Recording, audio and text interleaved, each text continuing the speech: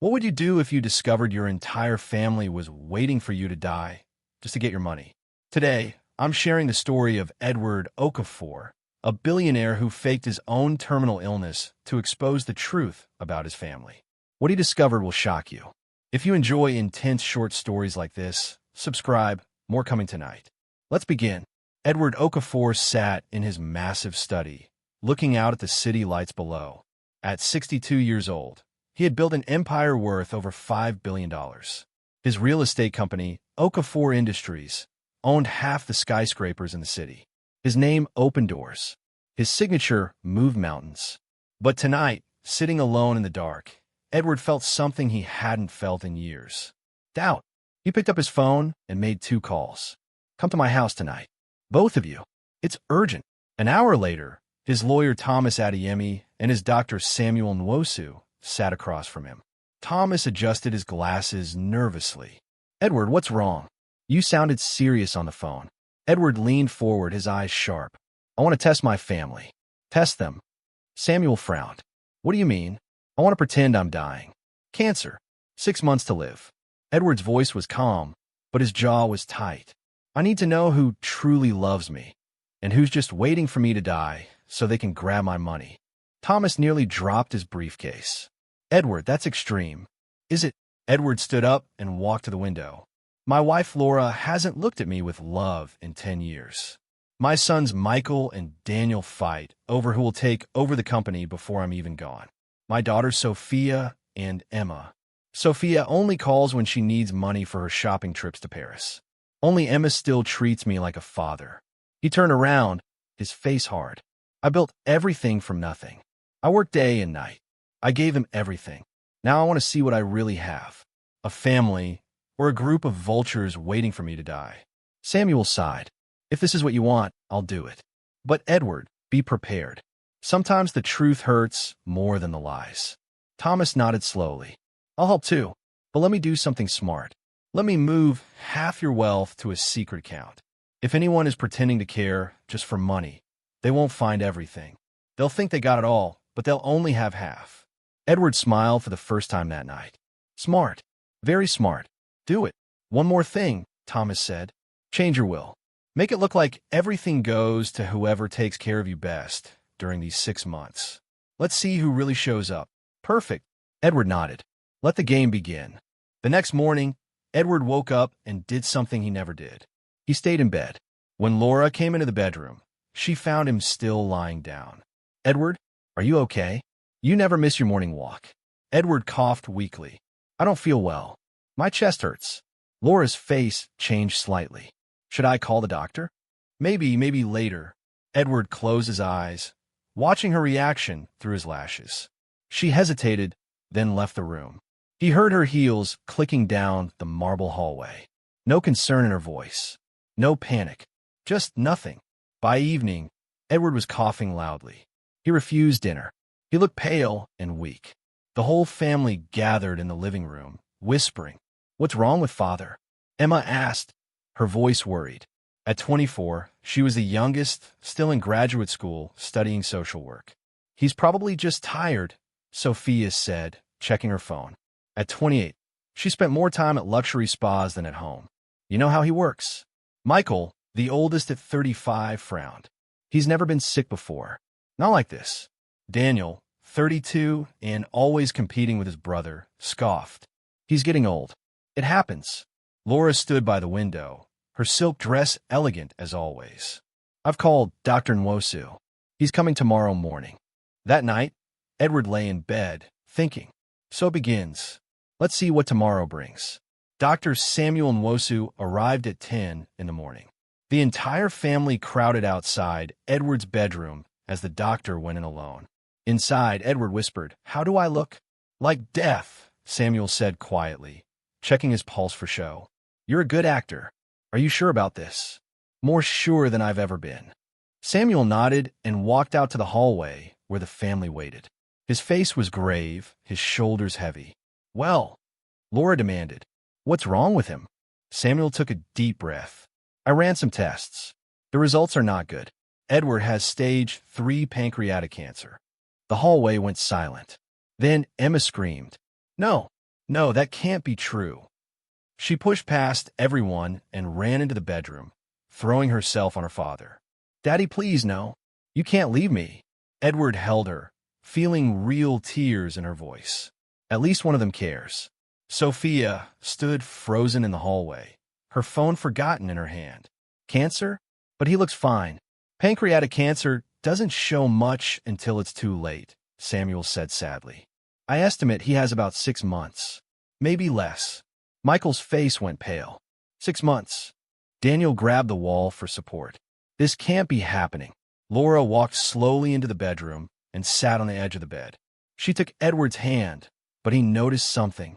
Her hand was cold, emotionless. How long have you known? She asked quietly. I just found out yesterday. Edward lied, his voice weak. That's why I stayed in bed. We'll take care of you, Laura said, but her eyes were distant. Won't we, children? Of course, Michael said quickly. Too quickly. Whatever you need, Father, Daniel added. Sophia finally walked in, tears in her eyes. But Edward noticed she was looking at the room, at the expensive paintings, at the furniture. Not at him. Only Emma stayed by his side, holding his hand tight, sobbing. I don't care about anything else. I just want you to stay.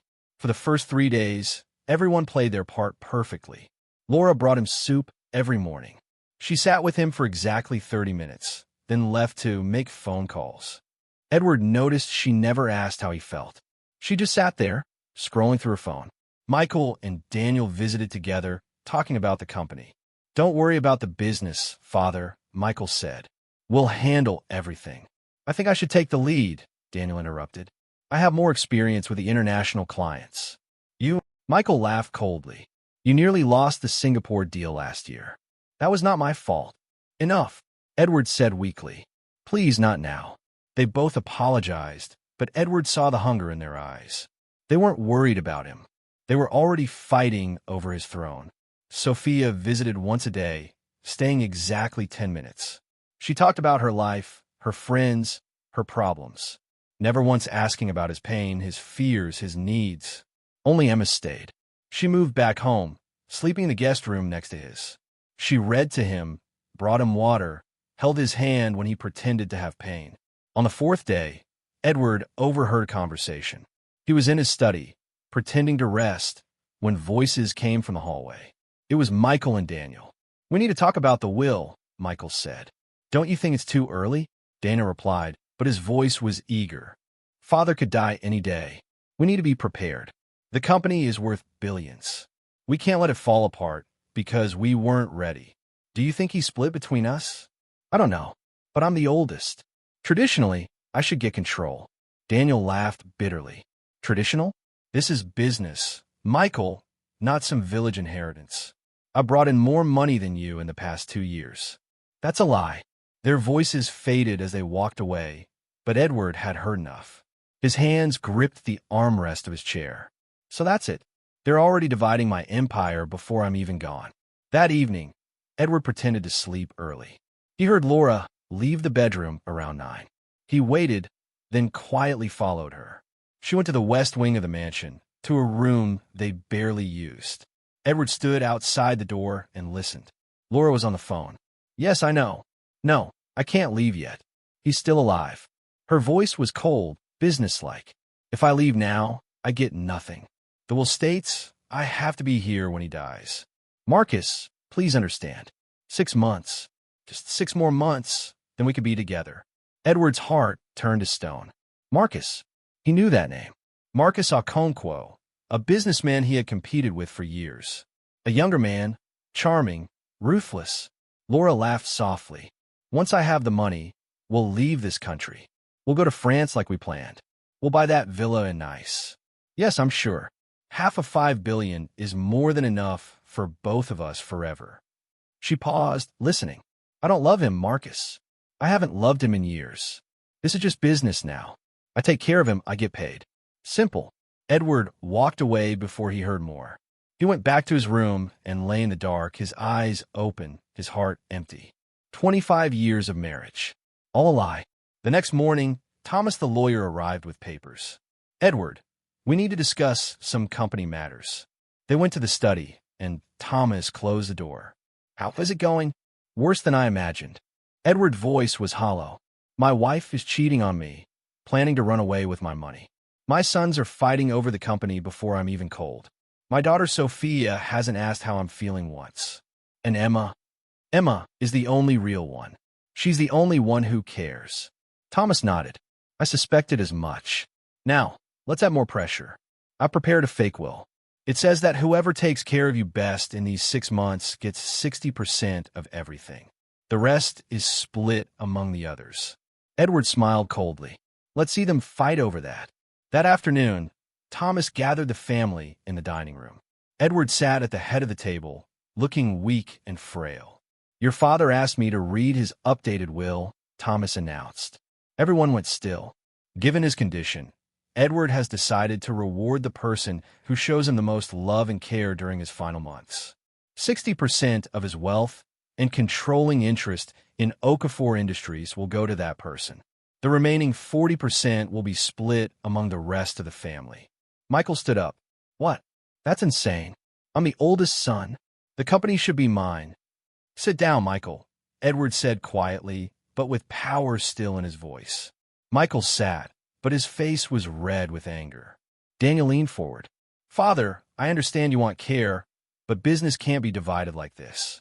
The company needs strong leadership, not an emotional decision. Are you saying you won't take care of me? Edward challenged. No, I'm just saying, then it's settled. Edward stood up slowly, playing his weak role perfectly. Whoever loves me will show it. Whoever doesn't, well, you'll get what you deserve.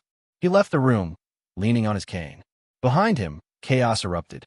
After the will was announced, everything changed. Michael started visiting 3 times a day, bringing gifts, flowers, rare books. Father, I found this first edition of your favorite novel. I thought you'd like it. Edward smiled weakly. Thank you, son. But he noticed Michael always looked at his watch, counting the minutes until he could leave. Daniel took a different approach. He started cooking special meals. Father, I made your favorite pepper soup. The chef helped me. It has all the herbs Dr. Nwosu recommended. The soup tasted good, but Edward saw Daniel whisper to the chef afterward, make sure everyone knows I'm the one cooking for him. Sophia suddenly became the devoted daughter. She quit her luxury spa trips and stayed home, sitting with Edward for hours. But she never stopped talking about herself. Daddy, when you get better, we should go to Switzerland together. There's this amazing clinic there. It costs $500,000, but it would be worth it for you. Why get better? Or when you get my money? Edward thought. Laura became the perfect wife. She helped him walk, gave him his medicine, arranged his pillows. But at night, Edward still heard her on the phone with Marcus, planning their future together. Only Emma remained genuine. She didn't bring expensive gifts. She brought flowers from the garden. She didn't cook fancy meals. She made simple porridge because she knew his stomach was weak. She didn't talk about herself. She asked about his life, his memories, his fears. Daddy, tell me about when you started the company, she said one evening, holding his hand. Edward smiled a real smile. I was 23, working 3 jobs. I saved every penny for 5 years. Then I bought my first property, a tiny office building that everyone said would never make money. But you proved them wrong. I proved myself right. There's a difference, Emma. She squeezed his hand. I'm proud of you, Daddy. No matter what happens, I want you to know that. Those words meant more than all the expensive gifts combined. 2 months into the illness, tensions exploded. It started at dinner. Michael casually mentioned, Father, I've been thinking. Maybe I should move into the East Wing, closer to your room. That way I can help you at night if you need anything. Daniel's fork clattered on his plate. The East Wing? That's the master wing. You want to live like you already own the house. I'm trying to help Father. You're trying to mark your territory. Both of you stop. Laura shouted. Your father is sick. Can't you see you're stressing him? Says the woman who goes out every Thursday afternoon. Sophia muttered. Laura's face went red. Excuse me? What do you go on Thursdays, Mother? The driver says you go to that hotel downtown. The expensive one. The table went silent. Edward watched carefully. So Sophia knows about Marcus too. Laura recovered quickly. I have lunch with my friends. Is that a crime? Lunch that lasts 5 hours. Sophia raised her eyebrow. Enough. Edward slammed his hand on the table, then coughed dramatically. Everyone rushed to help him, but he waved them away. I can't even have dinner in peace. What kind of family is this? He stood up and walked out, leaning heavily on Emma's arm. Behind him, the shouting continued. In his room, Emma helped him to bed. I'm sorry about them, Daddy. Don't apologize for their behavior. Edward looked at her closely. Emma, do you know what they're fighting about? The will. She nodded sadly. I heard them talking. Michael and Daniel want the company. Sophia wants the properties overseas. Mother. She hesitated. You can tell me. Mother has been different lately. Distant. I don't think she's been happy for a long time. Edward felt a pain in his chest, and this time was real. And you? What do you want?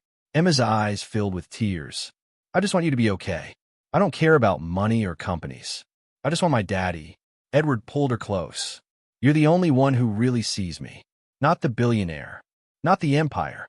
Just me. While pretending to be weak, Edward hired a private investigator. His name was Chitty, a former police detective, discreet and thorough.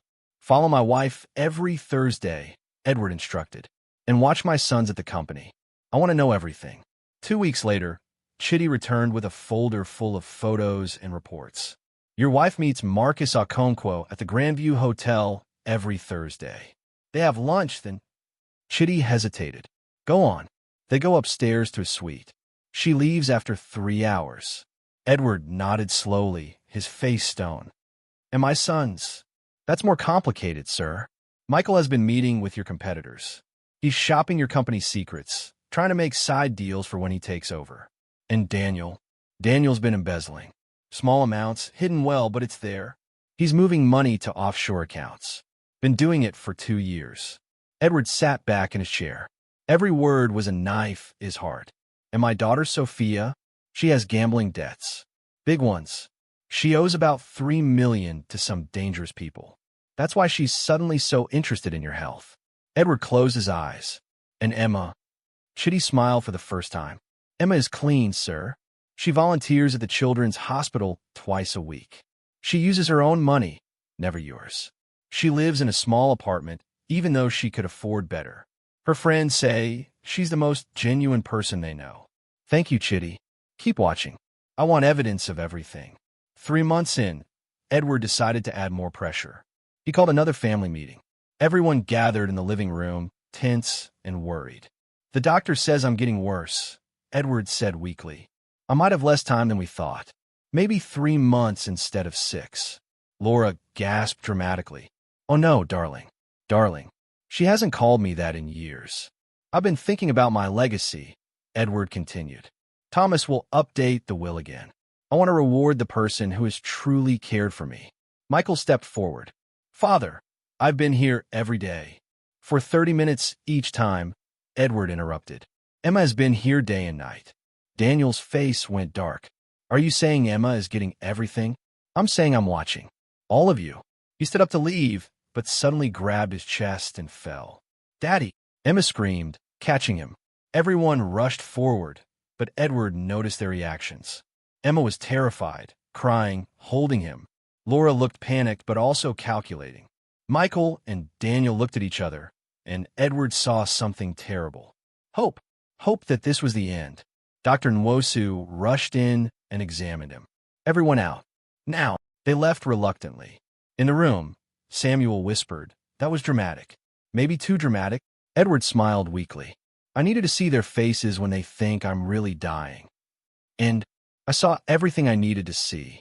While Edward was dying at home, Okafor Industries was falling apart. Michael and Daniel both claimed to be acting CEO.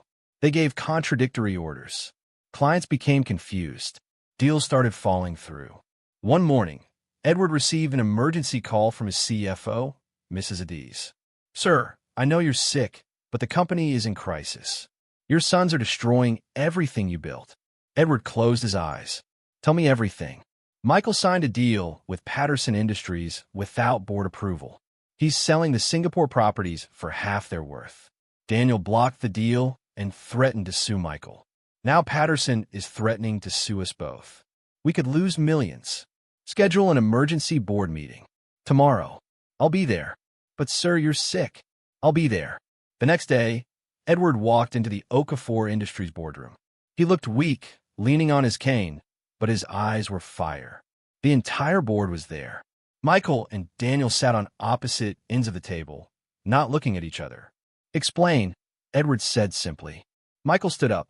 "Father, I was trying to help. The Singapore properties are losing value. Patterson offered a fair price. Half the market value is fair." Edward's voice was quiet but deadly. "The market is changing. You're changing it by making stupid deals." Daniel shouted. "You're selling our assets like we're going bankrupt. And you're stealing money." Michael shot back. "I've seen the offshore transfers." The boardroom went silent. Edward looked at Daniel. "Is this true?" Daniel's face went pale. I was protecting company assets, moving them to safer accounts under your name." Edward shook his head. "Get out, both of you. You're suspended from all company activities until further notice." "You can't do that," Michael protested. "I'm still CEO. I could do whatever I want. Now leave before I have security remove you." They left, furious and humiliated. Edward turned to the board. "Mrs. Adiz, you're acting CEO until I decide otherwise. Cancel all deals pending my review. And someone call my daughter Emma. Tell her I need her help at the office." Emma arrived at the office wearing a simple dress, looking nervous. "Daddy, you call?" Edward smiled. "I need help. Real help. Not from people who want my money. From someone I can trust. But I don't know anything about running a company. You know about people. You study social work, right? You understand what makes people honest or dishonest. That's more valuable than any business degree."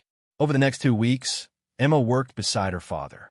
She sat in meetings, learning, asking questions. She reviewed contracts with fresh eyes and caught problems the lawyers had missed. She talked to employees and discovered Michael had been mistreating junior staff, and Daniel had created a toxic work environment. "How did this happen?" she asked Edward one evening in his office. "I was so busy building the empire, I forgot to build my son's character. I gave them everything except the one thing they needed. Discipline, values, integrity." Emma put her hand on his. "It's not too late to fix things." Edward smiled sadly. "For the company, maybe. For my family." He shook his head. That night, he made a decision. It was time to end the test. Edward called Thomas. "It's time. Set up the final reveal. I want everyone there. Are you sure? Once you do this, there's no going back." "I'm sure. They've shown me who they are. Now I'll show them who I am." Thomas prepared a formal meeting. He sent invitations to the entire family. Mandatory family meeting. Saturday evening. Edward has important announcements about his estate and final wishes. Saturday arrived. The mansion was tense. Laura wore her best dress, her makeup perfect. Michael and Daniel arrived separately, not speaking to each other. Sophia came with her lawyer. Only Emma came with nothing but worry in her eyes. They gathered in the main hall. Edward sat in a wheelchair at the front, looking weak and frail. Dr. Nwosu stood beside him. Thomas held a leather folder. "Thank you all for coming," Edward said, his voice barely a whisper. "I know these months have been hard. For all of you. Watching me die slowly." Laura dabbed her eyes with a tissue.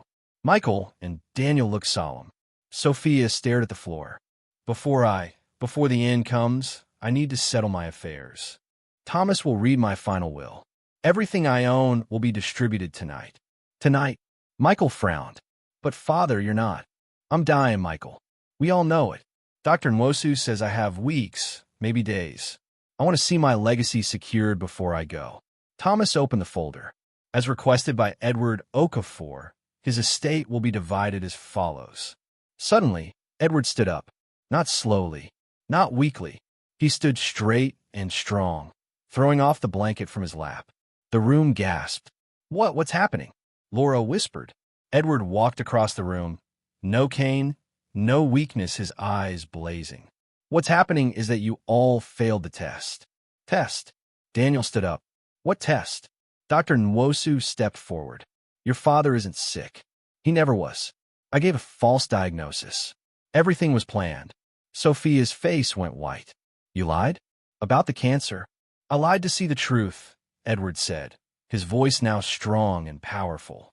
"And what I saw broke my heart." He turned to Laura. "My dear wife, 25 years of marriage.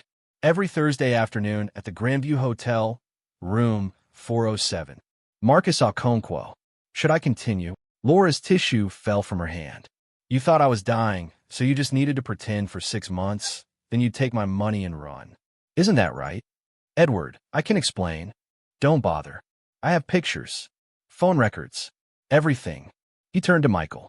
My oldest son, the one I trusted to carry on my legacy. Instead, you've been selling company secrets to competitors. Patterson Industries, Chun Corporation. You've been shopping my empire like it's a garage sale. Michael's face went from shock to rage. You spied on me? I protected what's mine. Edward shouted. Something you clearly don't know how to do. He faced Daniel. And you, the smart one, the clever one, embezzling $2 million over 2 years. Did you think I wouldn't notice? Did you think offshore accounts are invisible? Daniel said nothing, his face ashen. Finally, Edward looked at Sophia. My daughter, $3 million in gambling debts.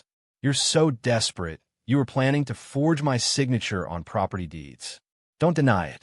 I have your text messages to that lawyer sitting next to you. Sophia's lawyer stood up. I have no knowledge. Sit down, Edward commanded. You're fired. The room was chaos. Everyone shouting, denying, crying. Only Emma sat silent, tears running down her face. Not for herself, but for her father's pain. Edward raised his hand for silence. I'm not finished. Thomas, tell them the rest. Thomas cleared his throat. The will they've been fighting over is fake. The real will has been with me the entire time. And as of tonight, it's being changed. Change how? Michael demanded. Edward smiled coldly. You'll find out. But first, I want each of you to hear exactly what I saw, what I know, and what you're going to lose because of your greed. He walked to his wheelchair, not because he needed it, but because he wanted to sit while he destroyed them. We're going to have a long conversation tonight. And when the sun rises tomorrow, this family will never be the same. Laura took a step forward. Edward, please. Don't. His voice was ice. Don't say my name like you love me. I've heard enough lies. Emma stood up, her voice shaking. Daddy, what happens now? Edward looked at his youngest daughter, the only pure thing left in his family. Now, Emma, we separate the wheat from the chaff, the real from the fake, the family from the parasites. He nodded to Thomas. Lock the doors. No one leaves until I'm done talking. OUTRO. Part 1, Cliffhanger. The doors locked with a heavy click. Edward's family was trapped. The confrontation was about to begin. What will Edward reveal to each family member? What consequences will they face? And will anyone find redemption? Find out in Part 2, The Reckoning, where the full truth comes out and the family's fate is decided. If you enjoyed this story, please like, subscribe, and hit the notification bell so you don't miss Part 2.